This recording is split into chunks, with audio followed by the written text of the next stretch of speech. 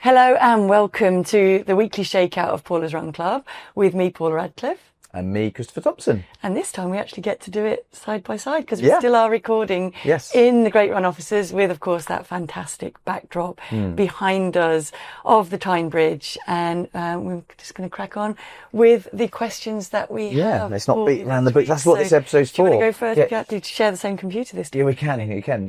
Your computer needs a bit of a clean, but we won't talk about that. This comes in from, sorry to embarrass you, this comes in from James. Hi, Paula and Thommo. Thank you for such a fantastic podcast. I started listening at the turn of the year. Perfect time for a last minute charity place I got in this year's London Marathon. All your knowledge, tips and guests are so helpful for my marathon training block. I ran 4:36, beating my time of 7 years ago by 17 minutes. Well done. My question is about shoe choice for Abington Marathon, which I'm planning to run in late October. My question is it completely crazy idea to contemplate running in a road marathon in a low stack trail shoe? Or P.S. if you ever fancy an ultra, the Cotswolds Way is a fabulous route to take on. I'm sure it is. I'm sure it absolutely is. And I think that the short answer is it's fine, isn't it? It's fine. If that's what you're used to training in, then it's absolutely fine to wear that. I actually had this question yesterday from somebody who was saying they normally train in trail shoes. Can they run the Great North Run?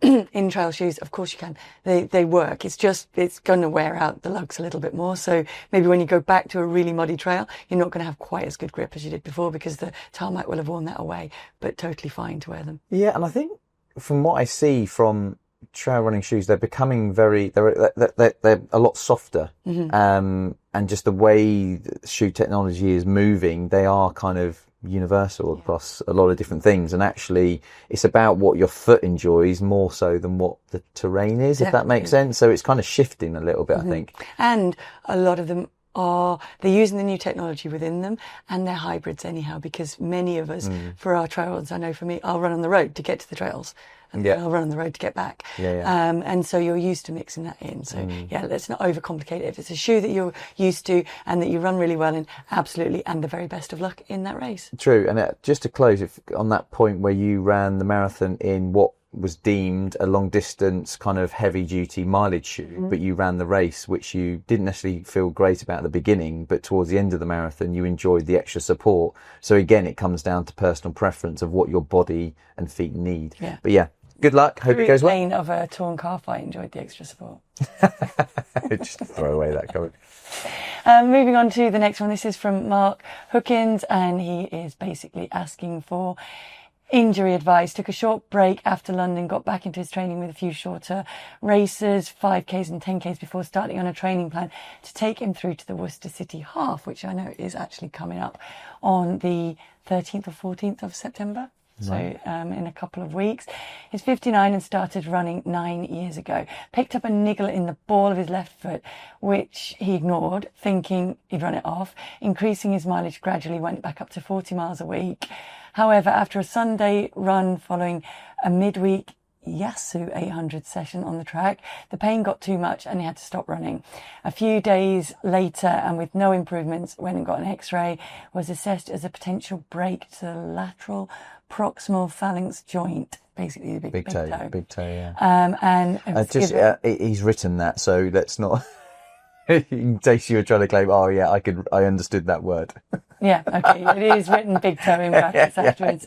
And he was given one of those great big clunky boots to walk around in. This was 19 weeks out from the Valencia Marathon. Obviously he's had to cancel Worcester and has resigned himself to not being able to racing in Valencia.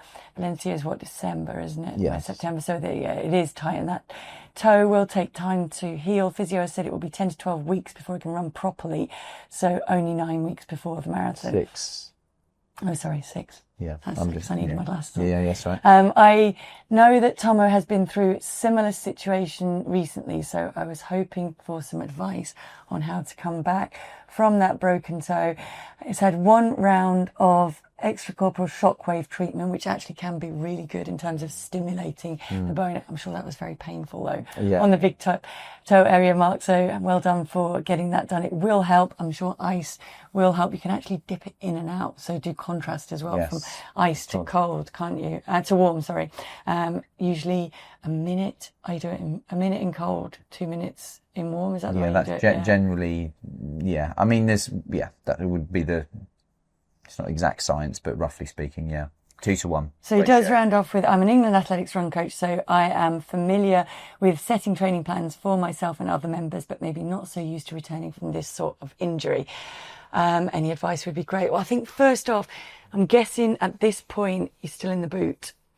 And so then I think the first thing to do is really make sure you can actually buy something called an even up, which you put on your other shoe to make sure that your hips stay level. Yeah. I've made them as well by cutting off trainers and super gluing another bottom onto a base of one. Or when you're a long time walking around in a boot, please make sure that your hips stay reasonably in alignment, because that's going to be hard when you're coming back from that. Cross training, it's really do what you can. There's no reason you can't get in the pool with it. You can probably bike with a toe injury, can you? Because you're locking it in, depending on where mine was on my middle toe. So in terms of, I didn't bike for the record, but and a big toe joint, as long as you're not getting out of the saddle, I would imagine, and you're pulling through your heel as you're meant to. Because when you clip at the front compared to resting, it's a different mechanism. So if you're clipping your foot into a properly, you know what I mean by clip. But you could also use a stationary bike with a boot. Yes. And that will stop you. That will really protect the toe in the beginning. I know I've done that in the past. Yeah, that's very true. I think you've already hit the nail on the head. The biggest issue I've had, and I'm still not fully up to speed. When I say fully up to speed, as in I'm free to do what I want running wise, but I'm still kind of being careful with my hips balance, because that's the thing that whacked me out completely. And I've had treatment this weekend just to even out, because my left hip is really blocked from being my lower deck. So my left hip dipped and my right hip was hitched high. So doing those stretches at the end of the day and doing those things when you're walking around the boot, get out the boot as much as you can, obviously keeping the toe protected, but so that you can look after your hip health, stretching, massages, just things to keep that in order. But also the other one is just keep the foot active, like through towel scrunches, or if you've got a TheraBand, anything that helps the muscles around. Because the biggest issue I've always found around bone injuries is once a bone heals after 6 to 8 weeks, the issues is more the structures around it and the deactivation of the muscles. And so you kind of part of the reason you build up the running slowly is more to allow the rest of the body to catch up and get even again. So I've kind of tried to do every other day, or walk, jeffing, ironically, things like that. But I think when he's saying run properly after 12 weeks, I'm assuming that's including a mini build up. If it's 6 weeks to heal, I don't know the exact timescales, but I'm assuming that's including around 4 or 5 weeks of build up, and then you've got 6 weeks to go to the marathon. I think you still need to be conscious until you get a few weeks under your belt of your high level of training. You still need to be mindful that your body's still catching up. So don't let it hold you back, but just be mindful that there might be the odd niggle that goes on for a while. That's not a negative. It's just,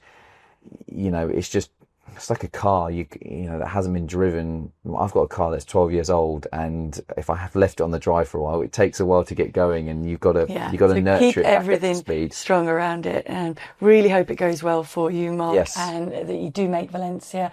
And if not, come back from that as soon as possible and set the next target, and being flexible with that. Right. Okay, next one comes in from Robert Best. Hi, love the podcast and is quickly becoming essential weekly listening, especially on easy runs. Great. That's a time it's a good time to listen, hopefully, that you actually are running as well. I'm 36 and started running in July 2023, training for a local 10k race, and managed to scrape round in just under 50 minutes. This sparked a passion for running, and I've been training regularly since, at around 35 miles per week. It's a nice number. Since then, I've taken 13 minutes off my 10k time, down to 37 minutes, and also recently PB'd 5k distance at 17:45 on my first half marathon, now at 26. That's really impressive off 35 miles a week, by the way, and in that short space of time. Like, very, very impressive. I'm thinking about a first marathon attempt, having seen the amazing scenes in London and the growing popularity and success of my local marathons at Belfast in May. However, I'm daunted by the scale of this commitment, and I'm not sure when would be the best time to go for a first attempt. Should I continue to build an aerobic base for a few more years to improve my potential, or is that offset by declining age performance? There's so much options and often contradictory information online. Many thanks, Robert. That's a great question. Yeah. Paula, so when is the perfect time to run your first marathon? And I always say it's when you want to. Yeah. Because it is a tough event. It's a brilliant event and it's beautiful. But if you're not fully invested in it, it's going to be that much harder to get through the tough times within that race. So that is my biggest advice. When you do the marathon is when you feel excited to do it, a little bit nervous, and that's part obviously of it. A little bit daunted by it, because you need those nerves to perform well, but you shouldn't feel really afraid and scared and like, I really don't want to do this. That's not the time to do a marathon. Do it when you feel like there's something in me that really wants to get to the finish of this and see how I handle a marathon and what becomes of me during that race. That is the right time to step up. So it really sounds like Robert is getting there for sure, because you can feel the excitement coming through as he's beat his PBs at the other distances. Perfect time to go into the marathon. And I would say go in with that attitude, respect it, but don't be afraid of it. Completely. And I want to draw attention to a comment you made, being 36 and whether age is a factor. And again, no, certainly not at 36, but one of our guests was Bashir, who won his Olympic medal at 36. I think that's the crossover. And there's other medalists that have been older. So that's really not a factor to force you to do it sooner. As Paula says, do it because you are excited by it. You're ready to take on the challenge. And when you talk about things like build a bigger aerobic base, yes, obviously that's going to help make it feel easier when it comes to doing it. But again, if your heart and mind, you'll get through it. And when you do your first marathon, you'll know what you did or didn't enjoy about it, to whether, right, come away, I want to run quicker, or whether you go, I just want to run it for fun. Like Kim, the mayor, talked about, she was never going to worry about PBs. Everyone has a different reason. So, absolutely, if your heart's in it, do it, and then you'll fall in love with it in your own special way. And if it's a PB, then yes, aerobic base will help make that easier. But for now, the question mark is, or the answer is, just do it. Yeah. And maybe find a run group to sign up to it with, because it certainly helps to go through that process with at least one other friend who's kind of on that journey with you. You can support yourself through the ups and downs. When one's a bit more motivated, you're the one. Even if they're not running the marathon at the end of it, they can, a support team that ends up not running the actual race, but they're just there on the course, whatever that may be. But, that's what these little communities keep building, isn't it? Pockets of people doing this. So So well done, Robert, on your performances so far, and good luck. Genuinely, I'm really impressed by that in that short space of time. Very good. Right, the next one is a long one. They are coming on, I'm afraid, from David Brow. Hi, Paul and Chris. Firstly, love the podcast. It's a wealth of information, great guest, and a lovely listen. I was hoping to ask a general question around arthritis and running, as you both have spent years in the sport and are surrounded by lots of runners and the trials and tribulations that come with this. I'm 31 and had a very sporty childhood, rugby and martial arts beginning. Wow. Unfortunately, early in my 20s, I developed hip problems, significant hip impingement and labral tears, which I had my right side surgically repaired in my late 20s. At the time of the surgery, I was told that I had early hip osteoarthritis with similar issues on my left. I had to move on from any team sports as I just didn't have the range of movement in my hips to change direction under high load. That's how I stumbled into running, and fast forward 2 years, I completed my first marathon in Vienna in 3 hours and 30 seconds, just missing out on that sub 3. You get it next time for sure. Needless to say, I'm now set on trying to go under 2:55 to get a Boston qualifying time. However, I always feel like I have this label of arthritis hanging over me, and it doesn't take more than a quick Google to be told that running should be stopped. In all honesty, it's often the gym work that causes me the most issues, and I've learned to adapt to when I can and can't run high mileage. and I will never be able to do too many miles. I peaked at 70 kilometers for my first marathon, and that was enough.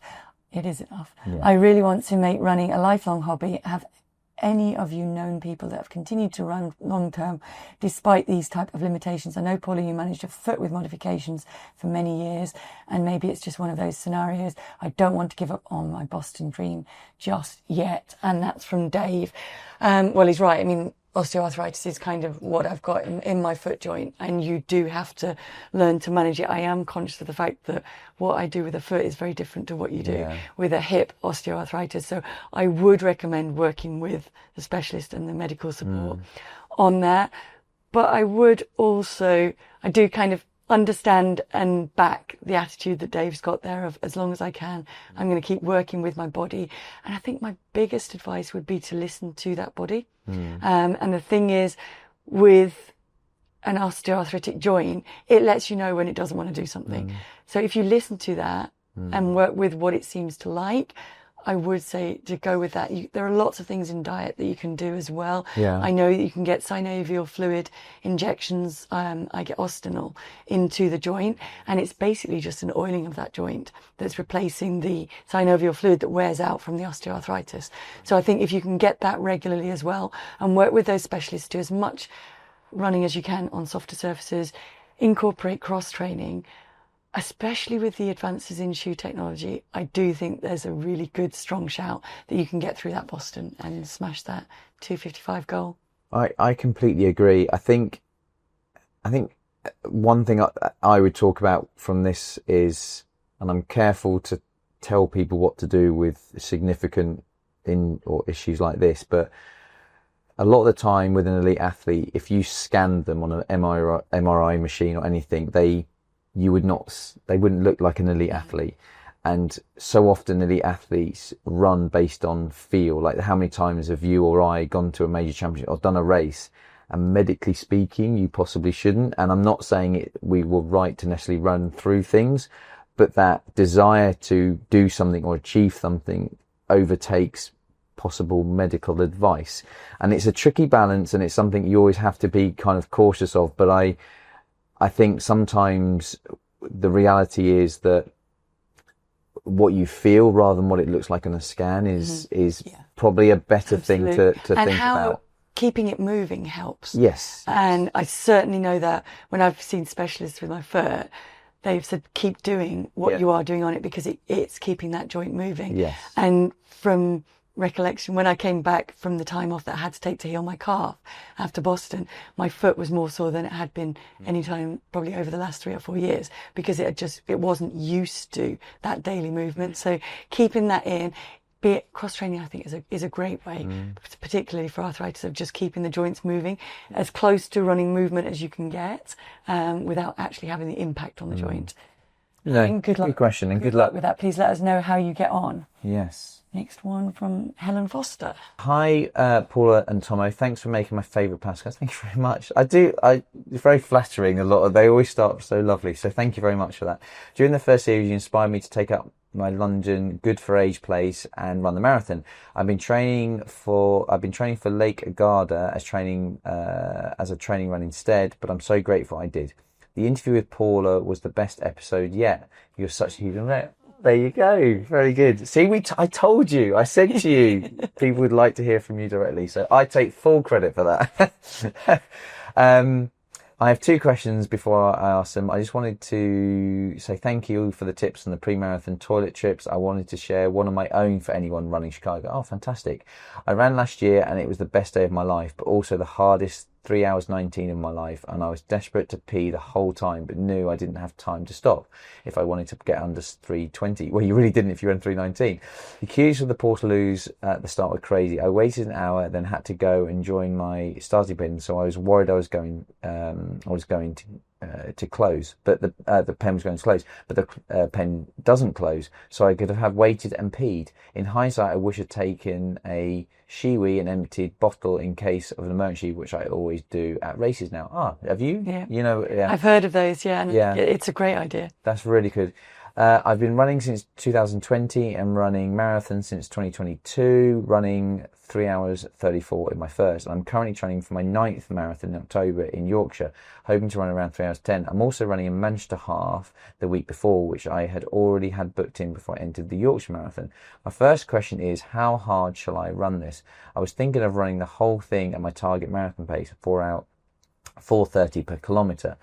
But I'm now wondering if it might be too hard the week before the marathon. My second question is, I'm aiming to break 3 hours in the marathon next year, hopefully in Boston. Do you have any tips on how to break this barrier as a 34-year-old amateur runner? For context, I've been taking around 5 minutes off my PB every 6 months. I was hoping for 3 hours 15 in London this year, but the heat got to me. I ended up running 3:18. I've been using Runner for around 2 years and tried a real life coach for 4 months earlier this year. I'm currently on around 80 kilometers per week to try and strengthen training twice a week. I'd be great for any advice you could offer. One last thing, I love the funny stories segment and thought of a name. How about the running joke? Yes. Yeah, that's good. I like that. Keep that as a running I like the running joke. Yeah, that's really good. Thanks again for the podcast. Best wishes, Helen. Lots there. Do you want to tackle? So first of all, great tip for people who are fantastic. worried about what they're going to do. If they need that last minute pee before you Yeah. get out in the race. Next one was a hard half marathon a week before Yes. the marathon. It's tight, but I think it's doable. You know what you could do is run the first 3 miles as almost a warm up. That's a good and idea. then do the 10 miles at the marathon pace. That's a good idea. So you've kind of broken it down. So you're finishing at the marathon pace and you're letting your body tune into that without it taking too much out of the tank. That might help. And if you're going to do that, then you almost want to possibly start your taper a little bit sooner, because you're going to have a harder effort later going into it. So if you took the adequate rest going into that, to do what you've just said, 3 miles easy and then 10 miles a bit at marathon pace, it should set you up. It's all about, as long as you're not trying to do the full program and then the marathon, it's just factoring in you're going to have a hard effort, isn't it? Yeah, and that gives you time, like I said, to warm up into it and not to take too much out of your glycogen reserves essentially at that point, and also to get really well tuned into the race. That's a good pace point. itself. Have plenty of fluids and snacks for when you finish, so you're ready to start recovery. And it's not a bad idea to practice taking up fueling that you might be carrying around the marathon, Yes. around the half as well. So you're just practicing drinking at that pace and being able to get that fueling into you. That should work really well. The second question was how to progress down. I don't think it's realistic at all. I think it's brilliant that you're setting those goals, and it is in a line of progression that you can work towards. So I think go for it and just try to keep that improvement as you're aiming for. I will say this. So obviously London this year was hoping for 3 hours 15, but ran 3 hours 18. I will say this. I believe that the heat was worth a lot. Yeah. So I think you were aiming for 3:15. I don't just think you would have run that if the conditions were kinder, running 3:18. I think you would have run a lot quicker than that. So, and it's not an exact science to start saying you would have run 3:05, 3:10, but I think you should see that run as a better run than 3:15 anyway, at least, than the 3:18 you ran. So I think you're getting closer than you possibly realise. But so I think by that rationale and the fact you're taking 5 minutes off your PB every 6 months, keep doing what you're doing. Yeah. Don't reinvent something that's already working. Absolutely. Just keep doing what you are doing and just keep working on those long runs, those long tempo runs, and just adding that little bit of speed so that pace becomes comfortable at the marathon pace that they're aiming to run at. And please let us know how you get on, and thank you for the tip for the running joke as well. Yeah, the running joke. Yeah. Have you got a running joke? A running joke. We're all a running joke, aren't we? Well, You're my running joke. I tell you a joke I got told this week, a kiddie joke, and this was a teacher that told me this. So, they said, why did the toilet go down the hill? To get to the bottom. Oh. It's a dad joke. It's a teacher that told me. It's a real dad joke. It's a dad joke. Anyway. Louise Walker, this comes in from, and it says, hi, love the podcast, enjoying the second series. The first series really helped her to prepare for her first marathon in London. Well done. I followed a training plan with an app which helped, though I confess I didn't always stick to the times, especially the speedier runs as I live in hilly Sheffield. I mainly run for exercise and mental health with a good friend, and I wanted to keep some of my runs with her. She wasn't running a marathon. I had a tricky time in my personal life. So whilst the running was a great escape, I didn't feel I could fully enjoy the experience on the day because of this. I didn't really learn to pace myself for an almost flat route. I also really struggled with the heat as I hadn't trained in these conditions, and I didn't get my pace, water fluid intake quite right. Good to know Mo even has struggled with this at times. I took on too much, meaning that I had an uncomfortable few miles needing the toilet, but wasn't keen to stop because the queues were too long. It was meant to be a one and only time bucket list experience. However, I found myself wanting to run again this year. We have so many people do that, don't we? For the same charity, hoping to fully embrace the experience in a better headspace and perhaps train a bit harder. My plan was complete in under 5 hours, but hoped for closer to 4:30. I only managed 4:50. Well, you still were under 5 hours. So my question is, although apologies, it's quite far off. Before I begin the training after Christmas, what sort of distances training would be best to keep me ticking over from now until then? That's a good question. To put me in the best possible shape to start my training without ending up injured or fatigued. I'm already doing strength training and yoga. That's a really good question. I think it's great. So many people do, don't they? Run their first one. They say this is the one and only, and then they're bitten by the bug and want to come back and improve on that. And I think Louise trails off so many reasons why she can run better in the next one. So what kind of things? Because she's right, she needs to stay fresh for the marathon build up after Christmas, but you can absolutely start ticking over now. You can. And I think we've spoken before about doing training like you're training for shorter distances, for one, like 5k, 10ks, just to keep the spice of speed play in your legs. But the one thing I would add to this particular question is, and this is kind of relevant for what I had to do, so whether it's relevant to other people depends, and whether it's relevant to you, is losing touch with the long run was something I had to not remove myself too far. Like, I'm not going to do my normal 2-hour long run, but I would do an hour and a quarter, hour and a half at a much slower pace. So it's about the time on feet than trying to worry about the pace of it. So I would try and touch base with the longer run in a much more relaxed fashion, so that I just have that kind of, it's as much a mental thing of going out for a long run and that prep around long run and that feel of just doing a long run, but without the pressure of it needs to be of any certain pace or it's part of a marathon build up. And it's just keeps as a regular routine in my program alongside the kind of the 5k, the 10k kind of fartlek. That's what I was going to say, that as well, to bring in the other end of the spectrum for a little bit. So in between now and Christmas, keep in touch with your long run, but maybe flip down and try some part runs, try and get your 5k time quicker, because that's going to help your marathon afterwards. And it's also going to be mentally a little bit of freshness coming in to keep you focused through that. So I think, have we got time for one more? So this is one that I really wanted to get Bren to do, because it's all about plantar fasciitis. Okay, there you go. Well, yeah. Have you had it? No, I haven't. Okay, I've had bits of, but not the full blown. I mean, yeah. This one comes in from Jarlath. Hi, Paul and Chris. I've been really enjoying the podcast and love to get some good advice from you both. This is why we're here, so thank you very much. I'm dealing with plantar fasciitis irritation. It peaked over a weekend in the summer when walking was painful. However, with rest, it settled very quickly. I gave it 2 10-day periods of rest, and it was virtually painless, with some mild to moderate pain returning after a couple of alternate day moderate runs. I've consulted a physio who's advised me to modify my training load and said that some load running is good, running is important for recovery. He also feels I'm being hyper vigilant and over cautious, and advised me to expect and ignore any sense of niggleness or mild irritation. My worry is that I know this can develop into a very chronic issue for people, and I don't want that. However, I'm also extremely frustrated that I can't do my full running program. Have either of you got any insight into managing plantar fasciitis with running? Any tips for recovery? Also, on a related note, I'm looking at cross-training equipment and have decided to purchase either an elliptico with an indoor trainer, turbo trainer, or a zero runner. I feel it will be a good investment for any future injuries, as well as mileage supplementation. I've heard Paula mention before she has a zero runner. Is one better than the other in terms of running stimulus? Any advice would be good. Really appreciate it. Thank you very much.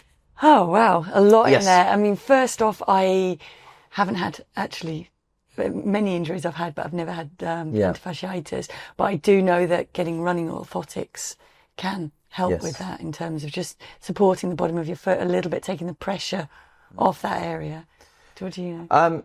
So I've not had it. I've had mild variations of where I thought I have, but haven't, like, because tendons in the foot, when they get, especially around the attachment areas, when the heel and the bone, around the big toe, can almost feel like you're getting plantar fasciitis, but it's not, and just releasing. From my understanding and talking to people that have had plantar fasciitis, there is a definite balance between getting the right amount of load with rest, and it almost becomes very much about how you listen to your body. And my advice to anyone when it comes to tendons, because tendons are really hard to gauge from day to day, because if you took how you feel that day, you're always going to give it a 10 out of 10 pain or irritation or annoyance, because they're so sore. I would judge yourself more in and you kind of insinuate over a 10-day period, or every 10, 20 days, check in with yourself. Yeah. Almost give it a score out of 10. It's like, I remember Jared that we had on the podcast telling me once, when you're coming back from an injury, everybody's really worried about it coming back and you're constantly looking for it. And he said to me, don't go looking for it. It'll come and tell you if it's still a problem. Yeah. And that's quite a good way of looking at a thing. Don't think about it all the time. Yeah. It will let you know by hurting if it's bad. And you'll know if you're making it worse. If it's staying where it is, then you can't be making it worse. And if it's slowly getting better, just check in with yourself, like from 2 weeks ago, is it better than it was 2 weeks ago? If it is, but it's still painful, well, you're obviously on that. I've had Achilles issues that have lasted weeks. But the thing that kept me sane was, I thought, oh, it's better than it was 2 weeks ago. But in reality, until you get zero pain, it feels the end of the world. That's the problem with these kind of things. So there is a balance between load and rest. I would suggest things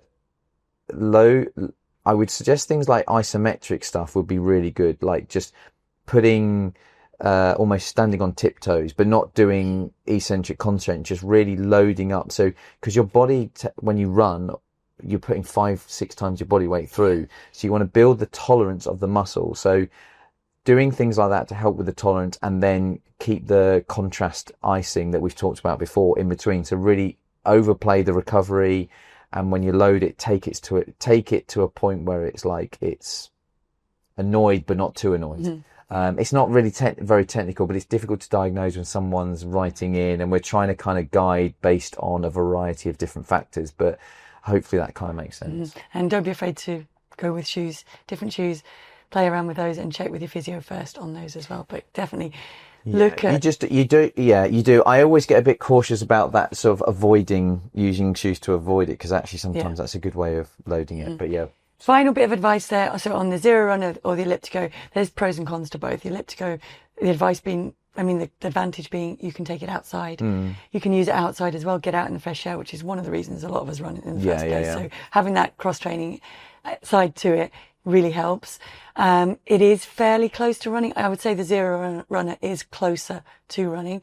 What I love about the Zero Runner, it's basically an elliptical, but you move the paddles and they have a free range of movement.